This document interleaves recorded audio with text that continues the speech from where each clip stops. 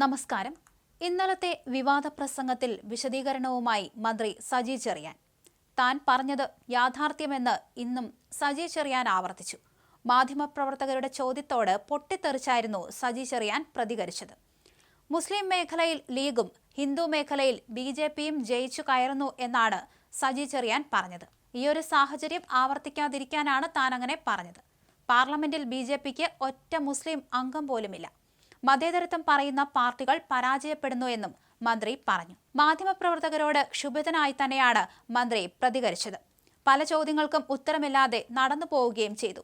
അതേസമയം വർഗീയ ധ്രുവീകരണം ഉണ്ടോ എന്ന് അറിയാൻ മലപ്പുറത്തും കാസർഗോഡും ജയിച്ചവരുടെ പേരുകൾ നോക്കിയാൽ അറിയാനാകുമെന്നും ഇതാർക്കും മനസ്സിലാവില്ലെന്ന് കരുതരുതെന്നും സജി ചെറിയാൻ പറഞ്ഞിരുന്നു. കേരളത്തിൽ മറ്റൊരാളും നടത്താത്ത മതസ്പർദ്ധ വളർത്തുന്ന പരാമർശമാണ് പ്രതിപക്ഷ നേതാവ് നടത്തിയത്. ഷാൾ പുതപ്പിച്ചെന്ന സതീശൻ പരാമർശം NSS ജനറൽ സെക്രട്ടറിയെയാണോ ഉദ്ദേശിച്ചതെന്ന് തനിക്കറിയില്ല.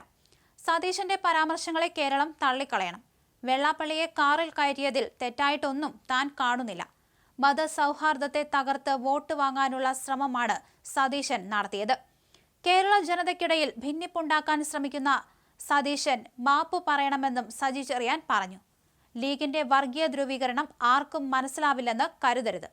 മുസ്ലിം ലീഗ് കേരളത്തിൽ ഒരു വിഭാഗത്തെ വർഗീയമായി ചിന്തിക്കാൻ പ്രേരിപ്പിക്കുന്നു. ലീഗിന്റെ രാഷ്ട്രീയം വർഗീയത വളർത്തുന്നതാണ് എന്ന് തന്നെയാണ് ഞങ്ങളുടെ നിലപാട്. മലപ്പുറം ജില്ലാ പഞ്ചായത്തിൽ ജയിച്ചു വന്നവരുടെ പേരെടുത്ത് വായിച്ചു നോക്ക്.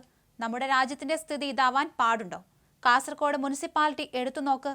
നിങ്ങളിത് ഉത്തർപ്രദേശും മധ്യപ്രദേശുമാക്കാൻ ശ്രമിക്കരുത്.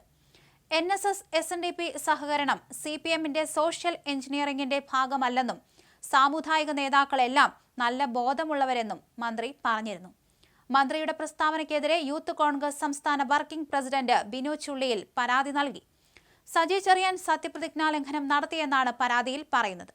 മതസ്പർദ്ധ വളർത്തുന്ന പ്രസ്താവനയെന്നും പരാതിയിൽ ചൂണ്ടിക്കാണിക്കുന്നു. അതേസമയം വടക്കേ ഇന്ത്യയിലെ പോലെ കേരളത്തെയും വർഗീയവൽക്കരിക്കാനാണ് ശ്രമമെന്നാണ് മന്ത്രി പറഞ്ഞതെന്ന് CPM general secretary MA Baby സജിയെ ന്യായീകരിച്ചും രംഗത്ത് വന്നിരുന്നു. CPMന് കേരളത്തിൽ മൃദുഹിന്ദുത്വമെന്ന് ആരോപിക്കുന്നത് ആസൂത്രിതമാണെന്നും ഇത്തരം ആരോപണം ഉന്നയിക്കുന്നവർക്ക് ദൃഢഹിന്ദുത്വമാണെന്നും MA ബേബി പറഞ്ഞിരുന്നു. മുസ്ലിം ക്രിസ്ത്യൻ ന്യൂനപക്ഷങ്ങൾക്കെതിരായ ആക്രമണങ്ങൾ രാജ്യത്ത് വർദ്ധിക്കുകയാണ്. ഹിന്ദുത്വ വർഗീയ സംഘങ്ങളാണ് ഇതിന് പിന്നിലുള്ളത്. BJP സർക്കാരുകളുടെ നിഷ്ക്രിയത്വമാണ് ഇതിന് കാരണമെന്നും MA ബേബി ആരോപിച്ചു. ബംഗാളിൽ കോൺഗ്രസുമായുള്ള സഹകരണം ചർച്ച ചെയ്യും. അവിടുത്തെ സാഹചര്യം അനുസരിച്ച് തീരുമാനമെടുക്കും. കേരളത്തിൽ BJPയെ ശക്തിപ്പെടുത്താൻ കോൺഗ്രസ് ശ്രമിക്കുന്നു. തദ്ദേശ തെരഞ്ഞെടുപ്പിൽ ഇടതുപക്ഷത്തെ തോൽപ്പിക്കാൻ കോൺഗ്രസ്, ലീഗ്, BJP ഒന്നിച്ചു നിന്നു.